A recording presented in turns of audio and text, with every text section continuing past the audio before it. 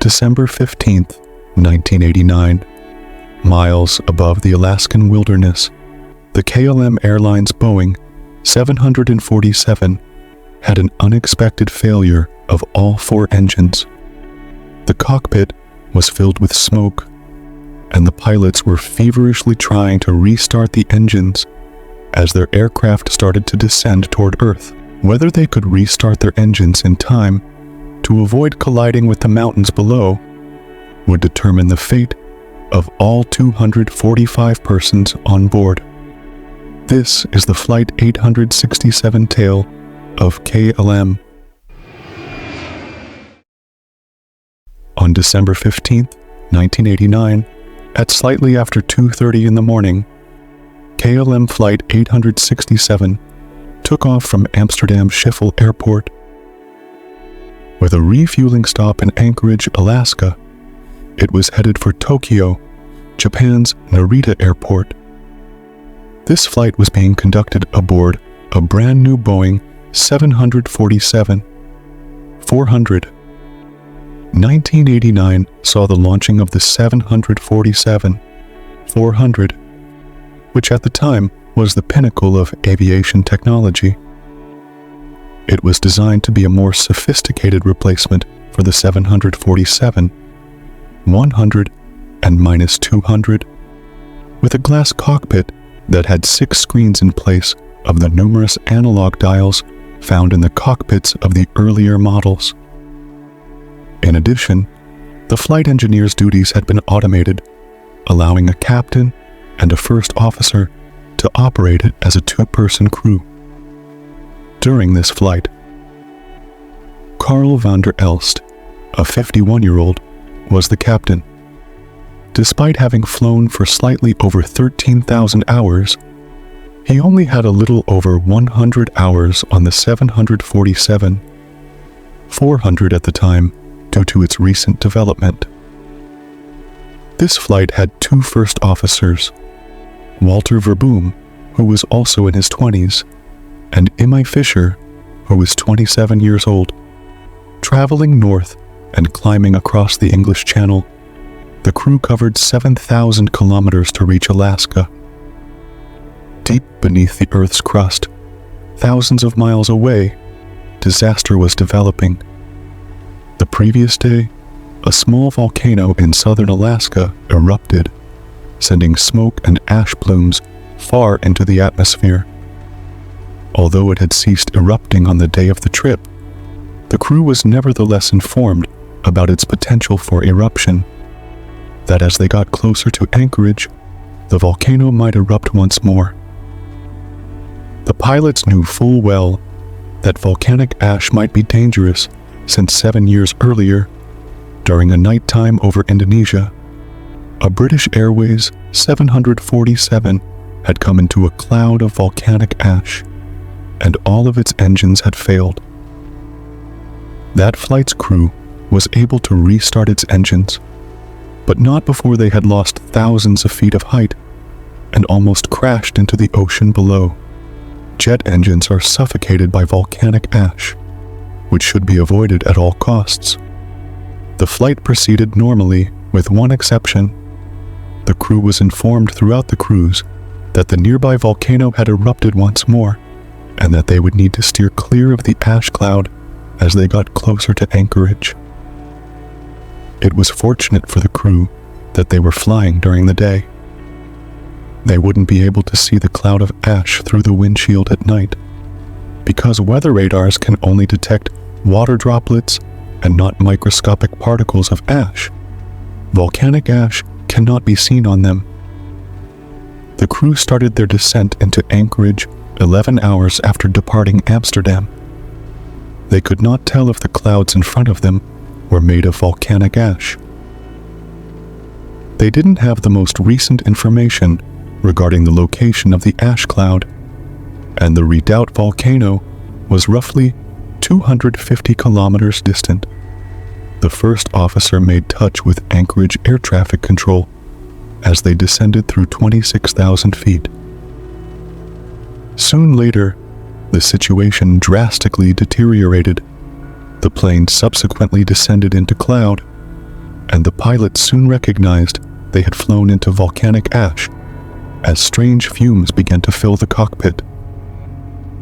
As soon as the first cop put on their oxygen masks, air traffic control was called.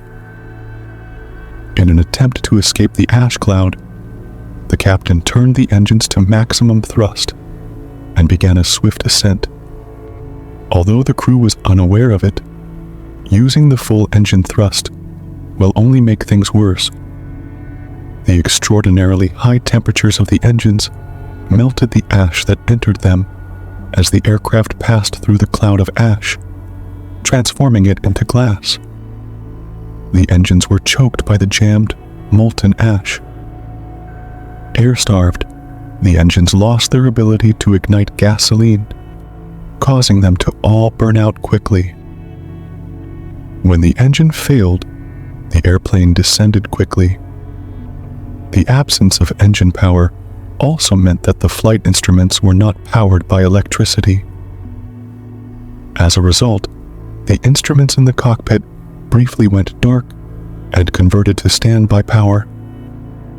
The plane, devoid of engines to propel it forward, transformed into a massive glider that descended steadily in the direction of the mountains below. Everybody on board would have perished if the pilots had crashed their aircraft into the Alaskan mountains and been unable to restart the engines. As he attempted to start the engines, the captain gave the first officer command of the aircraft. He tried to get them going again and again, but to no avail. The plane kept dropping quickly toward the mountains below. To make matters worse, the aircraft's electrical power source changed from the backup battery to the engine at different times this fall, when the captain did manage to restart one or two of the engines. And when it did, there was a brief power outage that rendered all of the instrumentation in the cockpit inoperable. The pilots thought that this was the end of the standby power, and that they were descending down the earth below in a hopeless manner. The crew had no notion that their attempts to restart the engines were, at least partially, successful. The pilots lost critical instrumentation, including their airspeed data, during their frightening fall. A warning of a fire in the forward cargo deck was also given to them. In actuality, the pilots had no way of knowing that this reading was inaccurate. Now, their circumstances were very grave. Probably the worst emergency that may occur on an airplane is a fire, and the in-flight fire survivor rate is not promising. It wouldn't have taken long for the 231 passengers' routine journey to become a nightmare. As the plane descended quickly, they would have sensed the engine noise lessening and felt themselves rise in their seats. The faint, sulfuric ash that was now creeping into the cabin would have been visible to them and smelled. Aside from being extremely gloomy inside, the aircraft's surrounding thick layer of volcanic ash would have prevented sunshine from entering. Restarting the engines and supplying the aircraft's instruments with electricity was the crew's sole chance to save the aircraft. The captain had tried starting the engines 5 times, 6 times, and 7 times. Now that the airplane had dropped below 10,000 feet, there wasn't much more time left. The molten ash inside the engines hardened and became brittle as they cooled after they had ceased operating. This frozen ash was then forced to come loose by the air rushing through the engines, and it began to break off piece by piece. The skipper succeeded in starting the engines on the left side of the airplane on his 8th try. The aircraft was dropping through 13,000 feet during this time. The 747 can barely take off with 2 engines. The crew was keen to restart the remaining 2 engines because of the steep terrain they were flying over, and the distance to the airport. At last, engines 3 and 4 coughed themselves back to life as they approached 11,000 feet. They could now definitely make the runway in Anchorage. The plane remained still in the woods, even though the engines were now operational. Coarse volcanic ash had essentially sandblasted the windshield, making it difficult for the pilots to see through. They were directed by air traffic control to the airport, where they eventually made a safe landing. Upon inspection of the 747, following its landing, more than 80 kilograms of ash was discovered within its engines. The engines had to be replaced since the damage they sustained was so severe. The leading edges of the wings and the cockpit windshield also needed to be replaced since they had sustained significant damage from being sandblasted by the volcanic ash. In today's currency, the total cost of fixing the aircraft was $150 million. Until it was retired in 2018, the aircraft was operated by KLM. As a fascinating aside, during my investigation into this occurrence, I discovered a video of the last flight of this aircraft, which happened in 2018. Walter Verboom, one of the first officers on board KLM aircraft 867, was the captain of this particular aircraft. This video is linked in the description below. The International Civil Aviation Organization recommended that several volcanic ash advisory centers, or VAACs, be established worldwide to monitor volcanic ash clouds that could impact aviation operations and to issue the necessary warnings in response to the threat of volcanic ash to aircraft. Since then, guidelines have been published to advise pilots on how to deal with volcanic ash in the event that they do fly into it. These guidelines advise reducing engine thrust to flight idle so that temperatures fall below 1100 degrees Celsius, which is the melting point of the silicate particles in volcanic ash. By the late 1990s, 9 centers had been established, covering all of the world's airspace. These centers have already been successful in their aim of preventing numerous flights into volcanic ash and informing Europe's response to an Icelandic volcano eruption in 2011.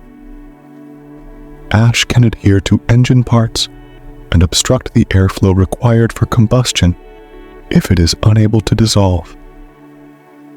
The shortest way to return to clear air is to execute a 180-degree turn, which is another recommendation made by the guidelines to pilots.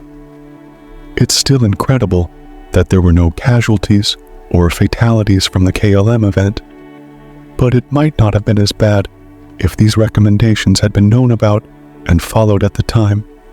Thank you all for tuning in. Don't forget to like, subscribe, and hit that notification bell